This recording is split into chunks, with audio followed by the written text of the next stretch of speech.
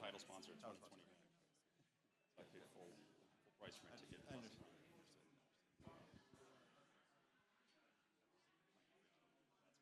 Yeah, I know.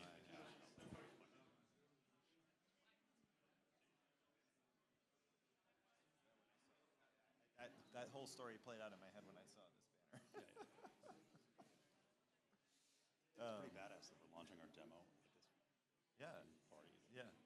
With Yo-Yo Ma opening for you. I just got a video of the whole thing. I followed you in. Did you see me do it? Yeah. Dude, you can't make this shit up. I can't make this shit up. Trying to get more people. Yeah. Flow real quick. No. So Intro. I'm opening, and then you and Seema are talking. Okay, you're going first, and we get tight as we can make this. We can pick up a little time. Oh.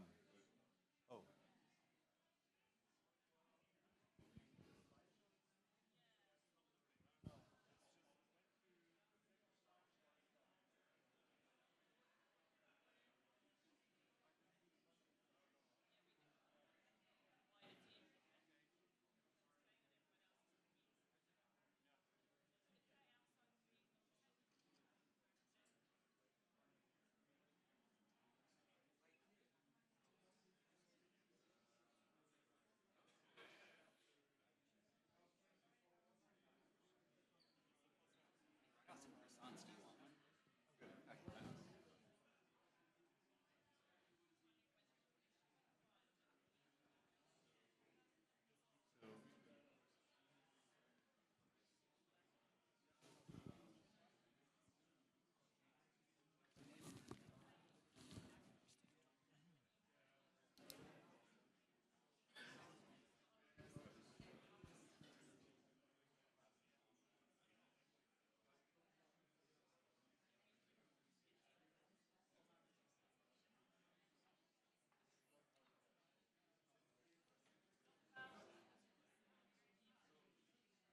All right. Once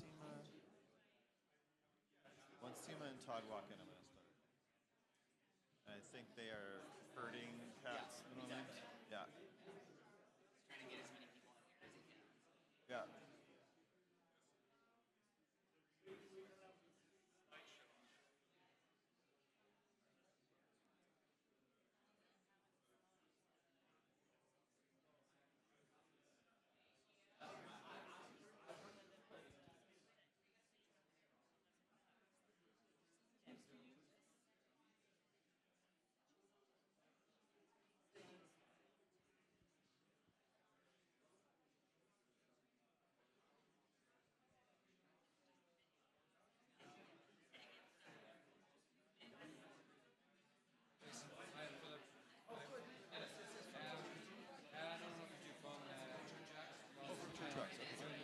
On the first panel, I think. Yes. Irina and Maureen Yes. and Rajesh. Okay. So We're the electric natural gas company.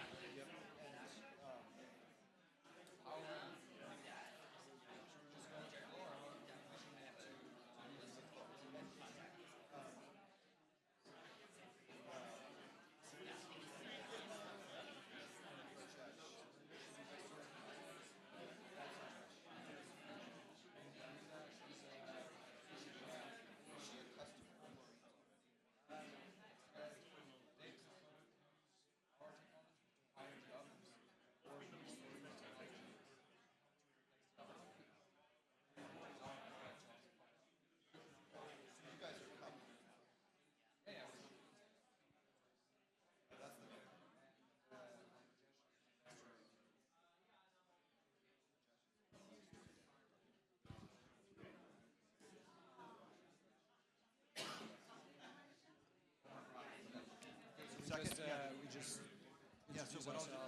All right, the Climate Scale-Up panel is about to start. If everybody could please go to the back room, there will be plenty of time for networking. Everybody move to the back where the panels will be held over the course of the day. Again, there will be plenty of time for networking. We're just going to start things off in the panel room and then move out to the demo area and networking area. Thank you. What I want to do is I'll frame up sort of the problem that we're trying to solve. In this case, we're using the example of greening steel. Yeah. But like Yeah. 2 or 3 minutes, or? Yeah, I think we should start. Okay, so Yeah, give me yeah. I just need to see you and see. Yeah, I mean, So there's sort of two. There's like we're using the example of Great Steel to illustrate the theme of innovating with weapons. And so we're gonna. So then I'll invite you to share your story with them. Yeah. Exactly.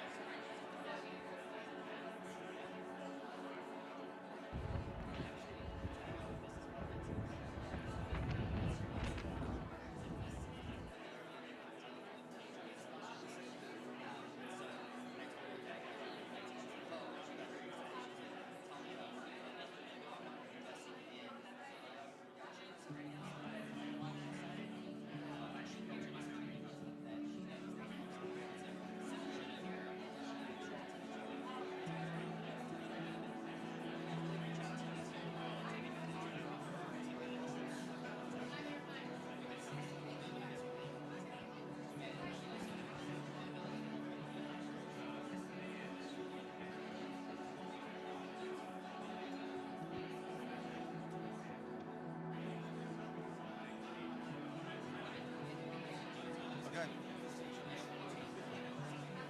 All right, I'm going to start. All right, folks, we're going to get started. Welcome, everybody, to the 2025 Climate Scale-Up Deal Day. Woo! So excited to be here. This is my third year in Davos, second year with Climate Scale-Up with Seema and Todd. And just so excited to be here and to be your MC and panel moderator for the day. We, of course, planned that Yo-Yo Ma would open our event. That was an incredible, spontaneous thing that we enjoyed, which is pushing back our calendar a little bit. We're going to be pretty efficient with time as we go today. My name is Jason Jay. I am a senior lecturer at the MIT Sloan School of Management, director of the Sustainability Initiative there, and an advisor to Climate Scale-Up. I want to just start by kind of just sharing a little. You're going to hear a lot from me and our panelists throughout the day, so I'm just going to start by just introducing myself a little bit and telling you a story of three mountains. I was born and grew up in Boulder, Colorado, in the foothills of the Rocky Mountains, where my dad used to take me for hikes in Chautauqua Park, where you could look out over and see the city of Denver. And there was a small brown cloud over the city of Denver from oil and steel refineries in the area. And my dad would talk to me about the practical solutions that were available, pollution control devices and cap and trade systems. The other thing you could see from that ridge was the Rocky Flats nuclear weapons plant. And my mom and her activist buddies would lay down in the road to block car traffic into the weapons plant. So there were these different theories of change in that environment with different senses of urgency. And so it planted a seed. I was just a little kid, but I didn't start really seriously thinking about these things until I went to a much bigger mountain, which was in the Himalayas in northern India in 2001 after the dot-com collapse. And from the foothills of the Himalayas, you look out and you can see the brown cloud over Delhi. And the brown cloud over Delhi is a much more substantial thing, right? 10 to 12 million people die prematurely every year from air pollution in the cities of Asia, and stumbling on a dried riverbed full of trash, seeing the air pollution over Delhi, started really thinking more deeply about this question about sustainability and sustainable development. And that led me to MIT, where I did my PhD and became part of the faculty and have helped to build the Sustainability Initiative. This year, I made my first trip back to the Himalayas since that experience in 2001 with my family, and we were up in Darjeeling. And in that situation, we were looking at the brown cloud over Kolkata, which is where my wife's family is from. And what happened this year was that all of this went from being a personal but abstract issue to being intensely personal. The air pollution in Kolkata triggered a pneumonia in my father-in-law. He was hospitalized with a multi-drug resistant bacteria, which we all know antibiotic resistance is another major systemic issue. We had to fly him home with an oxygen machine, got him checked into the hospital, and when I opened up the news, my two best friends in Los Angeles had been evacuated from their homes during the fires. And all of a sudden, these issues that I had committed my life and my career to, but in an intellectual sense at some level, have suddenly become the reality of our everyday moments. And the urgency of tackling these challenges has become all the more salient to so many of us as we're watching these challenges unfold. Now, I work and teach at MIT, where we think about innovation and technology as being a key part of these solutions. And yet, we also know that it takes real time for new technologies to get to market, to scale. And the speed at which we need to tackle this challenge is mismatched with the speed of innovation and scale up. And so we need not just new technologies of how to decarbonize steel or how to sequester carbon, but we need new social technologies for how we scale up these innovations, how we invest in these innovations, how we build multi-stakeholder coalitions for these innovations. Because every one of the startups that you're gonna hear from, the scale-up companies that you're gonna hear from today, is like a seed that we're trying to plant. But we have to tend to the soil and the sun and the air and the water and the nutrients to enable these to grow as fast as possible to tackle the fierce urgency of now in these challenges. So the design of today is that each panel has a scale-up innovator, someone who is that seed, someone who has a critical piece of the solution set. And then the rest of the panel and the rest of the audience, in a sense, we are the soil. We are that surrounding context. We are the enabling conditions for those scale-ups to succeed, the investors, the customers, the ecosystem builders. And so from each panel, you're gonna get to hear about these cool technologies, and you're gonna get to then go with those panelists out to our networking space out here to connect with them and help to build that support. And you're also gonna learn what will it take for us collectively to enable these innovations to happen, for enable them to get to scaled up. So every one of you has a role to play in building out this ecosystem, and we're just thrilled to have you here, and thank you so much for taking a day of your Davos to be with us. Are you guys ready? All right. So I'm gonna pass the microphone to two close friends and who I just have so much admiration and respect for, who've gotten this climate scale up thing off the ground. Seema Gupta was my student at MIT Sloan, and two years ago, she said, "Jason, you're coming to Davos." And I said, "What's that?" And she was my Sherpa. She hosted me and supported me in having a voice here and in being part of this context. And now she's done that for so many of these climate innovators, and just phenomenal work getting all these folks in the room. And I want to just give you a chance to say a few words. Thank you. All right, I wanted to say thank you to everyone who's come here, and thank you to the scale-ups. Can I get can the scale-ups raise their hands? Woo! Can we get a round of applause for them? So over the course of the past year, we've been working tirelessly to find the best companies that are scaling into new markets. The kind of companies that we look for are companies that are modular in nature, that are scalable, that are adaptable to new markets, and that are looking for internationalization. Now, this is a whole lot of things that we work on so that you guys get the best companies to talk to, and the investors get the best opportunities to invest in. So a little bit about me. So I come from a family business background, and I see myself as being a bridge between businesses, investors, and entrepreneurs. And I hope that you guys can have a wonderful day today, and look out for me if you have any questions. So thank you. I'm gonna hand it over to Todd.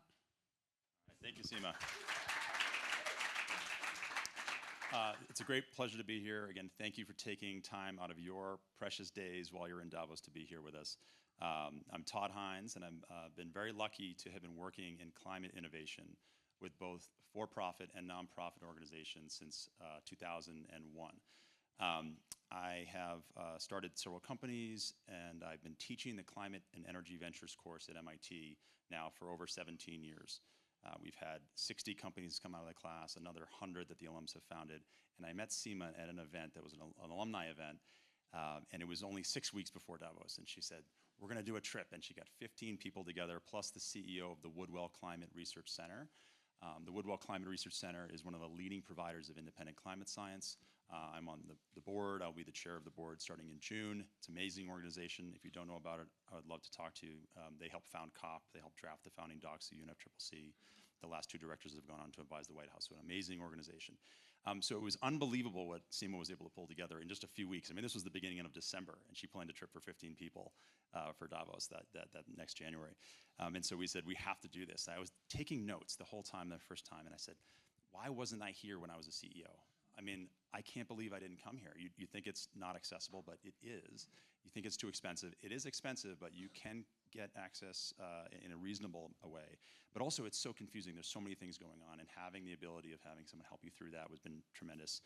So Climate Scale Up is now on its 2nd year of cohorts. It's really exciting. And I personally have found that the best use of my time is a 30-minute call or an hour-long Zoom with a CEO where it's, if I don't know them, what do they do? If I know them, what's the latest? And then typically I then say, what do you need? And they say, well, I need customers, or I need investors, or I need partners, or employees. And then I just list off a bunch of connections that I've built up over the years. And I've been able to help hundreds of companies with this approach. And I said, we have to scale faster. I mean, what we've done at MIT with the class is linear. And so we're trying to create an AI version that can scale with other universities. I have an AI clone. I'm happy to chat with anybody or show it to you.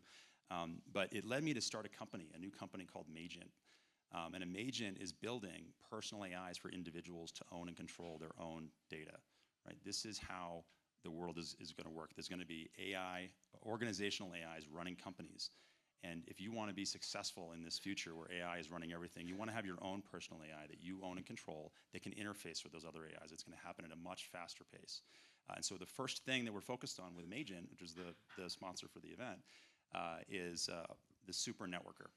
So if you are a super networker and you want to help more companies and you want to amplify your impact and you really want to go exponential, please come and talk to me. I'll be doing a live demo here. I've got an on-prem model. I can show you how everything works.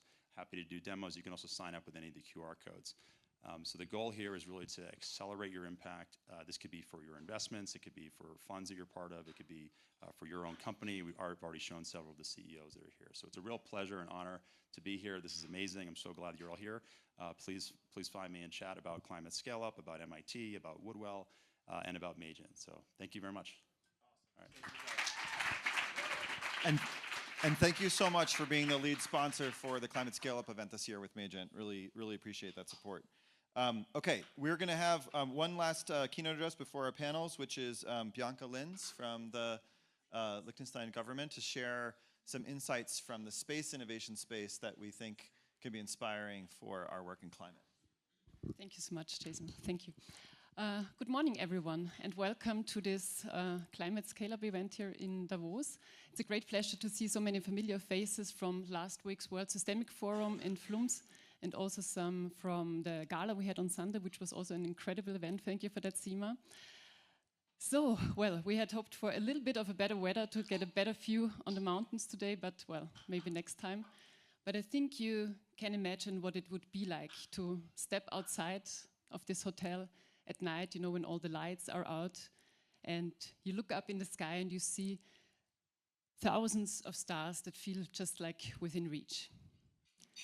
You know, I've always been captivated by the stars. Since I was a kid, I was a space enthusiast, so to say.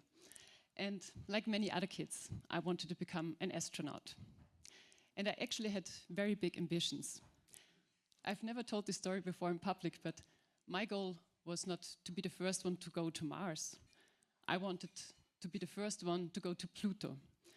Long story why this is my favorite planet. Still is my favorite planet, although the status has changed thanks to Neil deGrasse. But you know, the thing with growing up in a working class family and dreaming about becoming an astronaut can sometimes be a little bit tricky. So it didn't take much for my parents to gently point out that this might not be in the books, so to say. So the closest Pluto and I have come so far is my Moonswatch Mission to Pluto version. But life has its ways to surprise us, and I feel incredibly fortunate to have found a way to combine my love for space with my other two passions, law and cybersecurity. In my role at the Liechtenstein Office for Communications, I'm leading the space department for the Principality of Liechtenstein. I know the name Office for Communications can sometimes be a little bit misleading because we are not the government's communications or press office. We are also not Liechtenstein's Secret Service or intelligence agency either. I've actually heard this one before too. No, we are in fact the regulatory authority for a variety of sectors, all related to communications. Electronic communications, radio frequencies, media, postal, and as of January 2024, also space. So some might wonder what communications in space have to do with each other. Well, the answer is quite simple: everything. Because today, communications is all about space. Space plays a central role in communications. In our daily lives, we rely on so many services that are based on satellites. And we often take them for granted, like GPS navigation that not only helps us find our way, but also ensures that traffic in air, on water, on rail works smoothly. Or weather forecasts that not only helps shape our plans or what we are going to wear, but also helps us to prepare for extreme weathers like hurricanes or heat waves. Or just simply financial transactions, whether as an individual to send money across borders or as a global stock market that rely on precise and synchronized timing signals to ensure the transaction works smoothly. A lot of different applications. And our world, our economies, our societies would literally stop functioning without space. So when you go outside at night and you look at the night sky and you see these tiny spots passing by, you're not just seeing satellites or technology. You're seeing critical infrastructure, the backbone, the invisible backbone of so many services we rely on every day. But the space above us is getting really crowded. Currently, there are more than 13,000 satellites in our orbit. About 65% of them are owned by the United States, with the majority being part of the Starlink constellation, a company owned by a man who is now part of the US government. But that's a story for itself.